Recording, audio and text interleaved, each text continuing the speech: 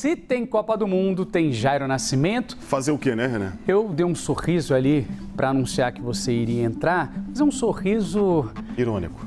Amarelo, assim, não é aquele sorriso alegre, né? A gente está falando de Copa do Mundo, mas para nós a Copa não está do jeito que a gente queria, né? Acabou, gente, acabou o sonho do hexacampeonato. Exatamente, o Brasil teve o seu fim de linha, foi eliminado, a seleção brasileira acabou saindo bem antes até do que a gente esperava, né? Claro que também não é uma grande surpresa, com um ciclo cheio de problemas.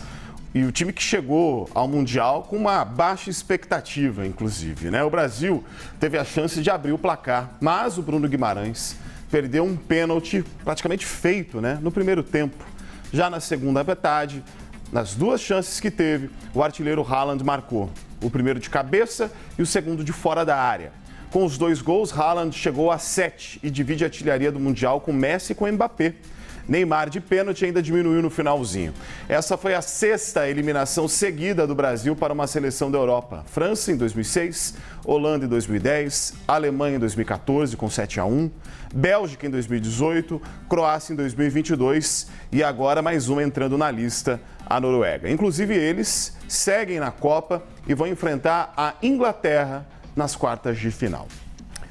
O técnico Carlo Ancelotti lamentou a eliminação, disse que o Brasil merecia vencer a partida e mirou o início de um novo ciclo. Vamos ouvir.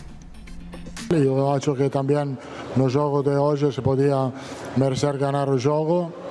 E quando passa um momento assim, tu tem que pensar que uma derrota é o início de uma nova aventura, de uma nova temporada. Temos que seguir trabalhando, melhorando. Encontrar novas ideias. Eu creio que não é a fim, é um princípio de um novo ciclo, esta derrota. O futebol é assim, o deporte é assim. A vezes tu tens que manejar a tristeza de uma derrota. Estou bastante acostumbrado a isso. Vamos a manejar esta derrota com o novo impulso no trabalho e na avaliação dos jogadores. Jairo, quem disse que a gente não foi hexa, né? 6 vezes derrotados por seleções europeias. Exatamente, né? Conseguimos aí esse número impressionante, né? Maravilhoso, legal, que bom. Jairo, derrota para a Noruega escancarou vários problemas. A gente pode enumerar, né? Problemas dentro de campo, mas também problemas que começaram lá atrás, que vão além das 4 linhas. Exatamente, né? O nosso repórter Bruno Rodrigues explica, segundo as mudanças do comando técnico, na CBF, como tudo isso afetou a nossa seleção. Vamos ouvir. Fim de ciclo para a seleção brasileira na Copa do Mundo de 2026. E um fim de caminhada que não surpreende. O Brasil teve um ciclo de Copa muito problemático, muito acidentado. Foram 4 treinadores. E o técnico que assumiu a seleção para a Copa do Mundo, que foi Carlo Ancelotti, está trabalhando no comando há pouco mais de um ano. Também teve troca de presidente da CBF por acusação de corrupção. Não há equipe, não há seleção que sobreviva a tantos problemas no intervalo de 4 anos. É preciso discutir também a geração. O Brasil foi para mais uma Copa do Mundo com laterais questionados, algo que não condiz com a própria história da seleção brasileira. Casemiro, outro questionado, também jogou sua última Copa do Mundo. Deveria ter sido chamado? O futebol de alto nível tem passado por cima do camisa 5 brasileiro, que já não reúne mais condições de atuar na elite. Por isso, inclusive, está vindo para o futebol dos Estados Unidos, uma aposentadoria muito bem remunerada. De certeza, para o início do próximo ciclo, o Brasil tem justamente o seu técnico, Carlo Ancelotti, que tem contrato até a próxima Copa do Mundo e vai poder, enfim, iniciar de fato um trabalho. Vai ter 4 anos pela frente para observar jogadores, para testar atletas e para formar uma equipe, algo que o Brasil não teve de 2022 para cá. Fizemos uma estatística de um ano dos jogadores rivais e também de nosso, o melhor na seleção era Rafinha, obviamente que estava naquele momento no campo, o melhor a tirar o pênalti é Neymar, depois Igor Thiago, depois Rafinha, e depois Rafinha era Bruno Guimarães. E depois Bruno Guimarães era Martinelli. Escolhemos Bruno Guimarães porque pensávamos que era o melhor no campo. De Miami, Bruno Rodrigues. Jairo, eu acho que essa análise do Bruno é completamente compreensível. Eu acho que tem muitos pontos assertivos aí, mas a gente também não pode deixar de lado a teimosia do Ancelotti com alguns jogadores, né? Ele morreu abraçado ali com Casemiro, Marquinhos, Danilo, Neymar, Alisson. Enfim, foi teimoso em vários momentos. A passividade do Brasil ontem, ao longo do primeiro tempo e do segundo tempo, naquela confusão que nasceu, depois do primeiro gol da Noruega, esquece. Aí virou uma bagunça. Mas assim, o Brasil muito passivo. Muito. O Brasil não queria ficar com a bola. Muito frágil o meio-campo brasileiro, dando muito espaço, muito lento. Não, sem condições. O Brasil não quis ter posse de bola em todo o jogo. E vários dos problemas que nós observamos na seleção brasileira, no jogo contra o Japão especificamente, persistiram. Detalhe, a gente teve praticamente uma semana de intervalo entre os dois jogos, vários treinamentos e haveria um período para correção. Eu acho que não dá para passar a mão na cabeça do Carlo Ancelotti, que fez escolhas ruins e deveria ter corrigido esses defeitos, né? Por isso que eu tenho até uma análise que eu quero trazer para você aqui no Novo Dia, que é o seguinte: o Brasil teve uma campanha medíocre, tá? E a palavra se encaixa com o significado, inclusive, do que está no dicionário, tá? Vamos lá, medíocre é algo mediano.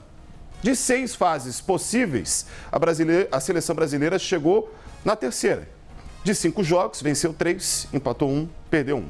Desde 1990, o Brasil não caía tão cedo. Há 36 anos, nós fomos eliminados pela Argentina.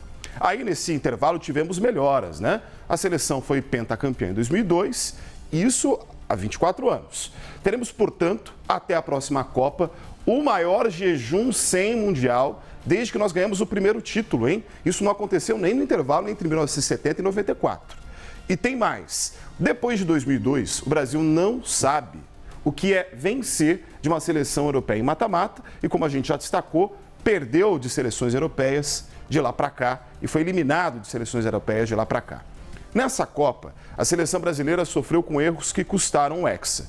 O ciclo foi ruim, cheio de troca de técnicos. O Ancelotti teve um rendimento muito abaixo do que comparado à sua própria história nas ligas europeias. Houve uma pressão para a convocação do Neymar, que mais uma vez não mostrou o seu potencial em Copas.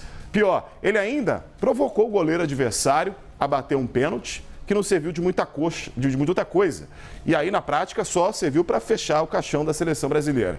E por falar em pênalti, também descobrimos, como o Ancelotti falou, do pior jeito, inclusive, que o Bruno Guimarães era uma das últimas preferências para bater uma penalidade. Os outros 3 primeiros, por exemplo, da lista, sequer estavam em campo. O Bruno desperdiçou um gol fundamental ao Brasil ao bater muito mal. Foi um dia na prática que nada funcionou. O Martinelli não conseguiu marcar. O tão aclamado Endrick jogou e perdeu um gol feito. Gabriel Magalhães não conseguiu marcar o Haaland. Fato é que as vitórias anteriores contra o Haiti e a Escócia, principalmente, serviram para mascarar os defeitos do elenco, que nunca empolgou. Esteve recheado de atuações ruins dos jogadores dos principais times do mundo, tá? E também, claro, sofreu com muitas lesões. Agora, veremos uma outra seleção ser campeã por mérito puro, né? Gente, não tem nada mais medíocre para uma nação pentacampeã ter que acompanhar a comemoração do outro sem, ao menos, ter tido a capacidade de disputar a propriedade, né, da festa, a possibilidade de ser o dono do Hexa. Acho que você falou tudo, Jair. A gente vai se empolgando com o passar da Copa, uma Copa que envolveu muita gente, com histórias bacanas de seleções que foram surgindo aí para o olhar mundial, digamos, Cabo Verde. E aí a gente foi se empolgando com a seleção brasileira, como os bons brasileiros que somos, a gente foi acreditando, né?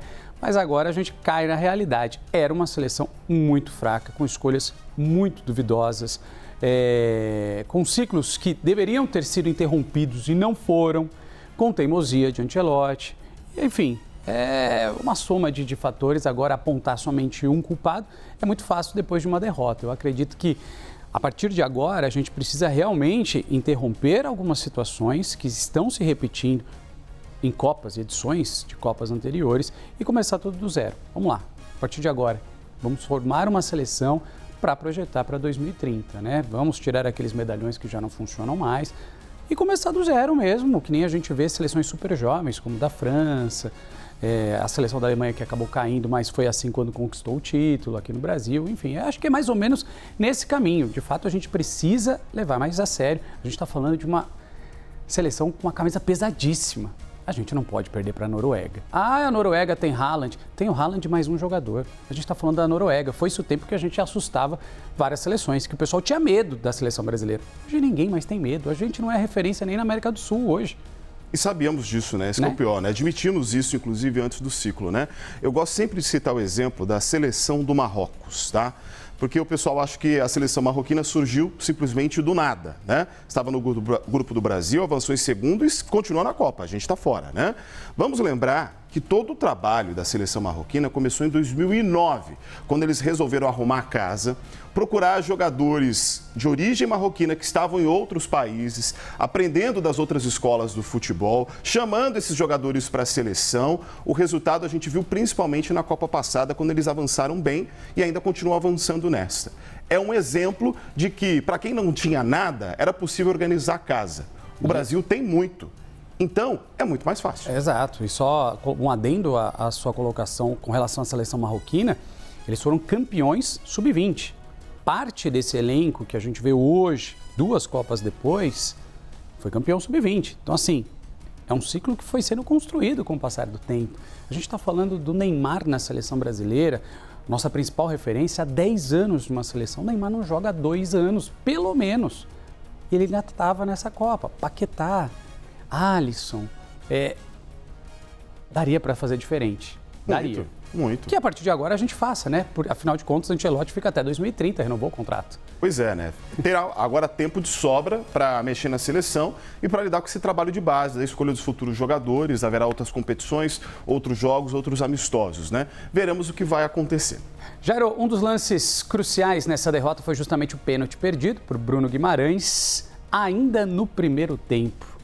Vamos falar sobre isso, né? Porque o aproveitamento no ciclo mostra que as cobranças de pênalti foram um problema para a seleção brasileira desde a eliminação para a Croácia, não é de agora, tá?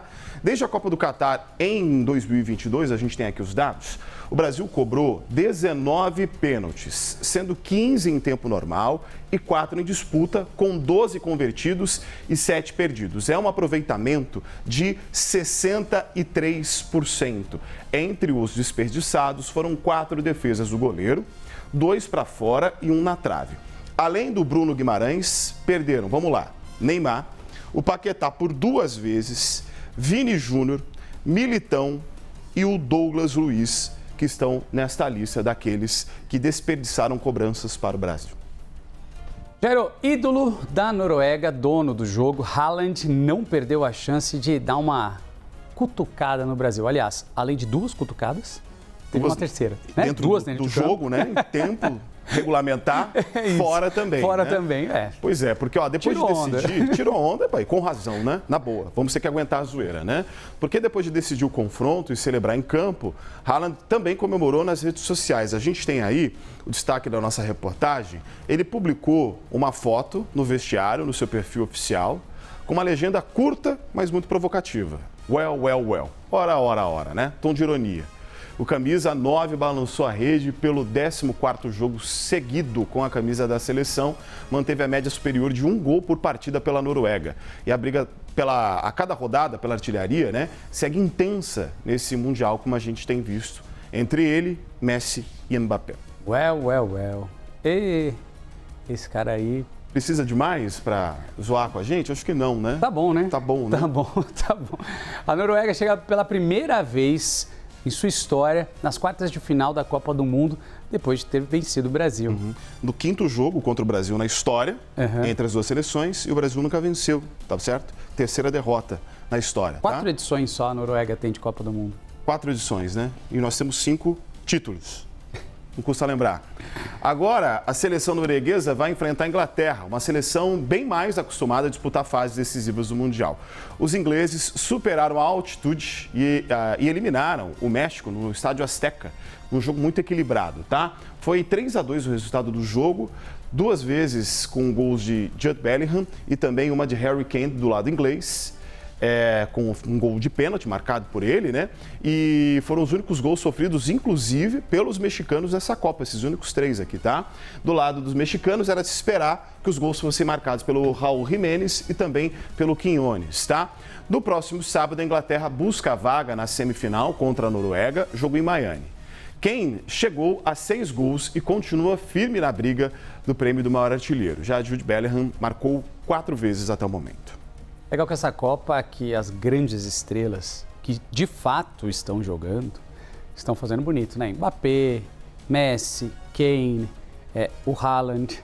Todos que foram em condição de jogo para suas seleções, né? Não estavam lesionados antes do Mundial. Jairo, sem o Brasil, vamos dar uma olhadinha no caminho até a final da Copa do Mundo?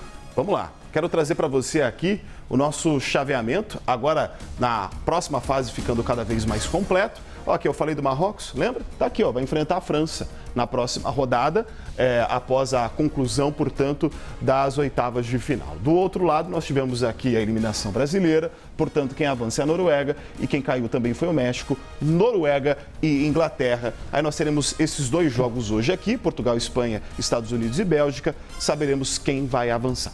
O caminho está ficando cada vez mais fácil para a Argentina, né? Eu diria que sim, né? Porque, puxa vida, desse lado da Argentina, Egito, Suíça e Colômbia são seleções muito inferiores aos argentinos. A chance deles avançarem pelo menos até aqui, até a semifinal, é praticamente garantido, né? É muito difícil que não aconteça. Será que a gente pode ter um repeteco, França e Argentina? Bem, o chaveamento permite, né?